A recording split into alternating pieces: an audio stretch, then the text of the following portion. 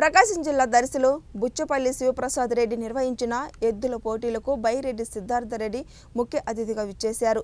ఈ కార్యక్రమంలో ప్రకాశం జిల్లా జడ్పీ చైర్మన్ బుచ్చపల్లి వెంకయ్యమ్మ మరియు దర్శి మాజీ ఎమ్మెల్యే బుచ్చపల్లి శివప్రసాద్ రెడ్డి పాల్గొన్నారు।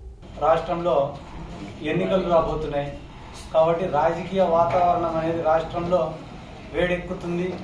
మన చంద్రబాబు నాయుడు గారు కూడా రాష్ట్రం అంతా తిరిగి వైఎస్ఆర్ కాంగ్రెస్ పార్టీ ఏ రకంగా ఉండాలా, వైసీపీలో ఎవరికి టికెట్ ఇవ్వాలా, ఏ క్యాండిడేట్ని ఎక్కడి నుంచి నిలబెట్టాలనేది కూడా ఆయన చెప్తే మేము వినాలనేట మాట్లాడుతున్నాడు మీటింగ్లలో పోయి।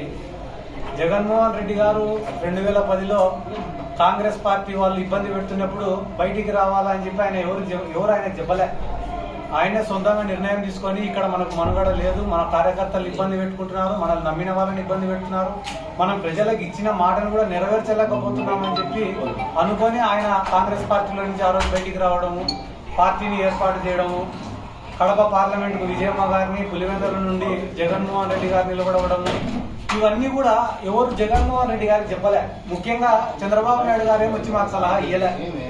ఆ రోజు ఆ నిర్ణయం తీసుకునేందుకే వైఎస్ఆర్ కాంగ్రెస్ పార్టీ అనేది ఈరోజు రాష్ట్రంలో ఏర్పడింది, దేశంలోనే ఒక బలమైన పార్టీగా ఎదిగింది।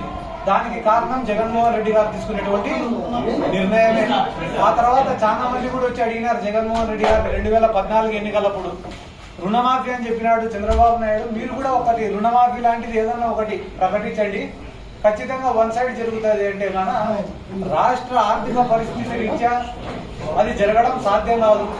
నేను ఒక అబద్ధపు హామీని ఇచ్చి అధికారంలోకి రావడం కన్నా అటువంటి అధికారం నాకు వద్దని చెప్పి నేను ప్రజలకు నిజమే చెప్తా, నిజాయితీగానే ఉంటా, నమ్మి ప్రజలు నన్ను ఆశీర్వదిస్తారనే నమ్మకంతో 2014లో కూడా వెళ్ళినారు। ఆ రోజు ఓటమి పాలైనప్పటికీ కూడా మళ్ళా అంతే కమిట్మెంట్తో పాదయాత్ర చేయడం కానీ, ఓ పక్కన తెలుగుదేశం వాళ్ళు జగన్మోహన్ రెడ్డి గారికి సంబంధించిన ఎమ్మెల్యేలను కొనుక్కుంటూ